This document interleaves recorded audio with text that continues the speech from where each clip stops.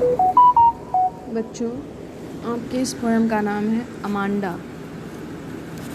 Amanda जो एक लड़की है और इस पोएम को लिखा है रॉबिन कैलन ने। रॉबिन कैलन एक पोएटेस हैं जिन्होंने इस पोएम को लिखा है और उसमें इस पोएम में कल्पना किया है एक लड़की के बारे में, प्रस्तुत किया है कि कैसे एक लड़की को वो डांट रही हैं, कैसे उसको सुधारने का प्रयास कर रही हैं। और उस लड़की का नाम क्या है? अमांडा। और अमांडा नाम होने के कारण ही इस पोएम का नाम क्या रख दिया उन्होंने? अमांडा। क्योंकि जो भी बातचीत हो रही है, जो भी कन्वर्सेशन है, जो भी वार्तालाप है, उसमें किसके बारे में बात हो रही है? अमांडा के बारे में। ठीक। Every child feels that she और ही is controlled and instructed not to do one thing or another। Poetess बताती हैं यहाँ पे कि एवरी चाइल्ड, प्रत्येक बच्चा, फील्स, महसूस करता है, दैट सी और ही, कि चाहे वो लड़की हो या लड़का हो, चाहे सी हो चाहे ही हो, इज़ कंट्रोल्ड।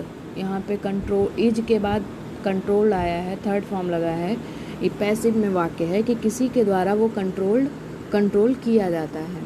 एंड इंस्ट्रक्टेड, और किसी के द्वारा निर्देशित किया जाता है। Not to do one thing और अनदर, ये ना करो और ये ना करो। ठीक है, एक मतलब ये कार्य ना करो और दूसरा कार्य ना करो।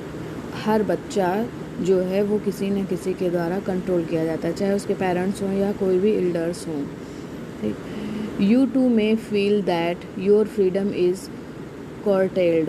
कह रहे हैं आपको भी ये महसूस होता है कि आपकी जो फ्रीडम है, कर्टेल का मतलब होता है बंधित होना, तो आपकी भी जो फ्रीडम है वो क्या है? बांधित हुई है, कम है।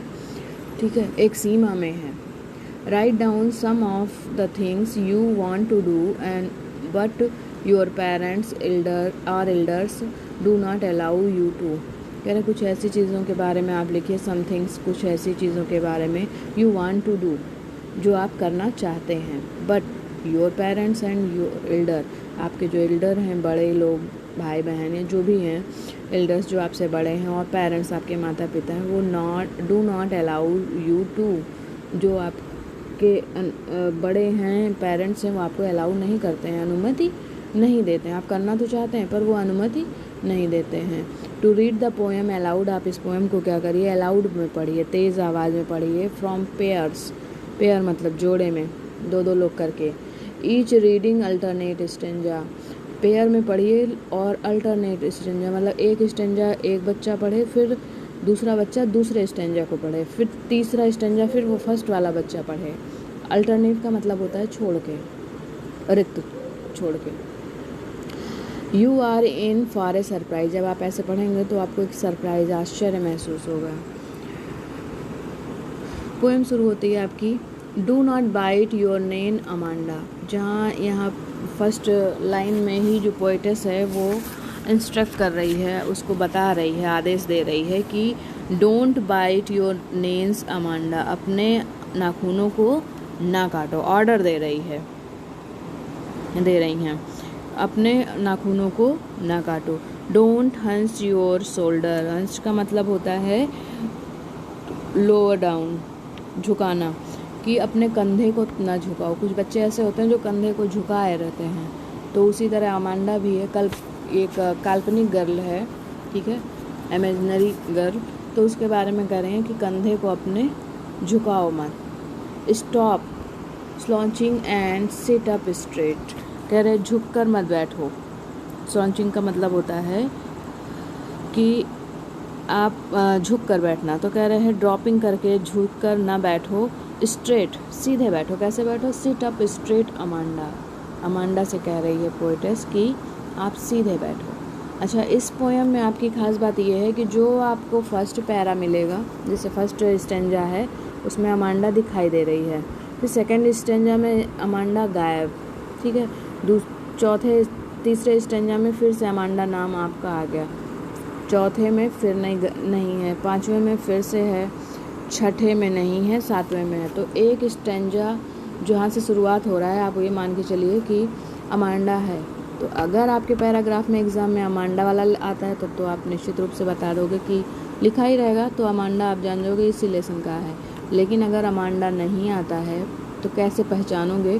इसके लिए आप कुछ जो इसमें से मीनिंग है या कोई लाइन है, आप उसको अच्छे से दिमाग में फीड कर लीजिए, रख लीजिए कि हाँ ये लाइन आएगी तो हम जान जाएंगे कि अमांडा का ही है। ठीक है। दूसरा स्टैंजा है, there is a language emerald sea where the sole inhabitants is me a mermaid drifting gracefully. अब यहाँ पे क्या है, यहाँ पे अमांडा स्वयं अपने बारे में बताती है, अब स्वयं बात कर रही है।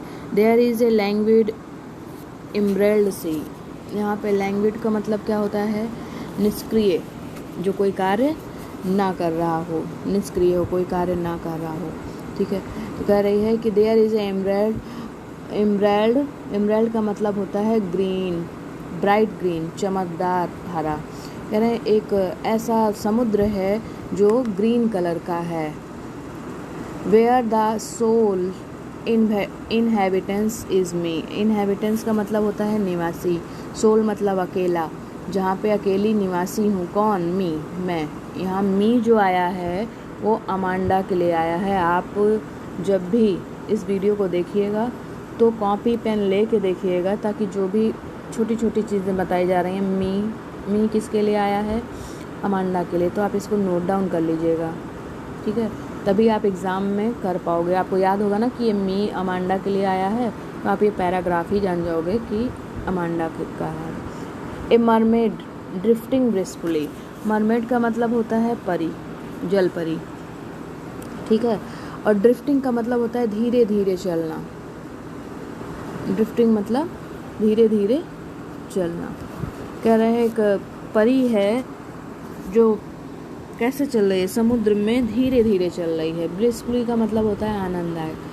कह रहे हैं यहाँ पे पोएटेस जो बताना चाह रही है कि अमांडा स्वयं कल्पना करती है कि there is a language emerald सी, एक समुद्र है ग्रीन कलर का, हरे कलर का, और उस समुद्र के पास कौन रह रहा है, सिर्फ अकेली मैं रह रही हूँ। ए मरमेड ड्रिफ्टिंग ग्रेसफुली, और मैं कौन हूँ, एक मरमेड हूँ। मरमेड का मतलब होता है जलपरी। यहाँ पे अमांडा अपने आप को क्या बता रही है, जलपरी, कि मैं क्या हूँ, जलपरी हूँ, ड्रिफ्टिंग ग्रेसफुली, और मैं धीरे धीरे खुशी आनंद के साथ वहाँ पे चल रही हूँ। क्यों? क्योंकि मैं ही अकेले हूँ, मुझे बहुत ही आनंद आ रहा है। Did you finish your homework Amanda, अब फिर से यहाँ पे वो इंस्ट्रक्ट करे, क्या आपने अपना होमवर्क पूरा किया Amanda. Did you tidy your room Amanda, क्या तुमने अपने रूम को साफ़ सुथरा किया। टाइड का मतलब होता है साफ़ करना, साफ़ सुथरा, व्यवस्थित करना। Tidy your room Amanda. I told you to clean your shoes Amanda. कह रहे हैं कि मैं सोच रही हूँ, मुझे लगता है कि मैंने तुमसे क्या कहा था कि तुम अपने शूज़ को साफ़ कर लो। यहाँ सीधे से पोएटेस जो है वो इंस्ट्रक्ट कर रही है, आदेश, ऑर्डर दे रही है कि अपने इस कार्य को तुम क्या करो, कर लो। क्योंकि बच्चे जो हैं वो इन सारी चीज़ों को, कार्य को करते नहीं हैं। आप अपने घरों में भी अगर देखेंगे तो हर चीज़ के लिए आपको क्या किया जाता है, टोका जाता है, इंस्ट्रक्ट किया जाता है, आपको ऑर्डर दिए जाते हैं कि बैग अलमारी पे रखना है, कपड़ा खूंटी पे टांगना है, जूता साफ़ रखना है। वैसे ही यहाँ पे पोएटेस भी सेम चीज़ को प्रस्तुत कर रही है कि कैसे बच्चों के ऊपर लोग कंट्रोल करते हैं, डांट के, ठीक है, ऑर्डर दे के। उस चीज़ को यहाँ पे उसने दिखाया है। I am N orphan. अब फिर से अमांडा कल्पना करती है, अपने बारे में बताती है कि मैं क्या हूँ, ऑर्फन हूँ। ऑर्फन का मतलब अनाथ। रोमिंग द स्ट्रीट, रोमिंग का मतलब होता है घूमना। मैं कहाँ घूम रही हूँ, स्ट्रीट पे। A pattern of dust with my hushed bare feet, कह रही है कि मैं पैटर्न बना रही हूँ, एक तरीका मैं बना रही हूँ, एक रास्ता बना रही हूँ। पैटर्न का मतलब होता है नमूना। मैं नमूना बना रही हूँ, कहाँ पर, धूल पर। Pattern soft dust with my hushed bare feet, hushed का मतलब होता है साइलेंट, ठीक है, शांत, खामोशी भरा। बार फीट का मतलब होता है नंगे पैर। तो मैं अपने नंगे पैरों से शांत होकर उस समुद्र के किनारे क्या कर रही हूँ, अपने पैरों का निशान बना रही हूँ। The silent is golden and freedom is sweet. कह रहे जो साइलेंट है, जो है खामोशी जो है वो कैसी है, सुनहरी है, बहुत अच्छी है। यहाँ पे मैं अकेले भले हूँ पर मेरी जो यहाँ पे जो खामोशी है, जो साइलेंट है, वो गोल्डन की तरह है। एंड फ्रीडम इज़ स्वीट, और जो आज़ादी है वो बहुत ही अच्छी लग रही है। Don't eat the chocolate Amanda. अब नेक्स्ट लाइन में पोएटेस कह रही है कि चॉकलेट मत खाओ Amanda. Remember your can Amanda. कह रही है कि अपने पिंपल्स को, एंक का मतलब होता है पिंपल्स, मुहासे। कह रही है डोंट ईट चॉकलेट, आप चॉकलेट ना खाओ। रिमेंबर योर अमांडा, अपने याद रखो अपने पिंपल्स को। Will you please look at me when I am speaking to you Amanda. कह रहे क्या तुम मुझे देखोगी जब मैं तुमसे बोल रही हूँ, मैं तुमको समझा रही हूँ, तो मेरे तरफ भी ध्यान दोगी। ध्यान देने का मतलब यहाँ से क्या है कि जब भी आपको कोई चीज़ समझाई जाती है तो अगर आप उसकी तरफ देख रहे हैं तो मान लिया जाता है कि आपने मेरी बात को सुना है। तो पोएटेस कह रही है कि will you please look at me, क्या तुम कृपा करके मेरे तरफ भी देखोगी।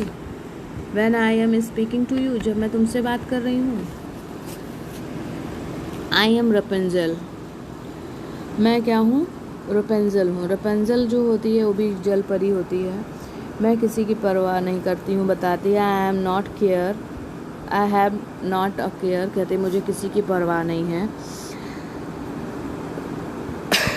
मुझे किसी की परवाह नहीं है। Life is a tower, life in A tower is tranquil and real.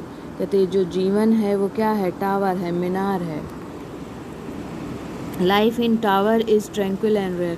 कह रहे मैं रपेंजल हूँ, मैं रपेंजल हूँ। आई हैव नो केयर, मुझे किसी की परवाह नहीं है। लाइफ इन ए टावर, मैं कहाँ रहती हूँ, मीनार पे रहती हूँ। ट्रैंक्विल, ट्रैंक्विल का मतलब होता है शांत, मैं ट्रैंक्विल में शांत रहती हूँ। एंड रेयर, रेयर का मतलब होता है अकेला, ठीक है। रेयर का मतलब अकेला भी होता है, विरल भी होता है। विरल मतलब जैसा कहीं और ना हो, बहुत कम पाया जाता हो। I will certainly never let down my bright hair. कह रही है मैं निश्चित रूप से अपने चमकीले बाल को कभी खोना नहीं चाहूँगी। अब फिर पोएटेस उसको समझाती है कि stop that sulking at once.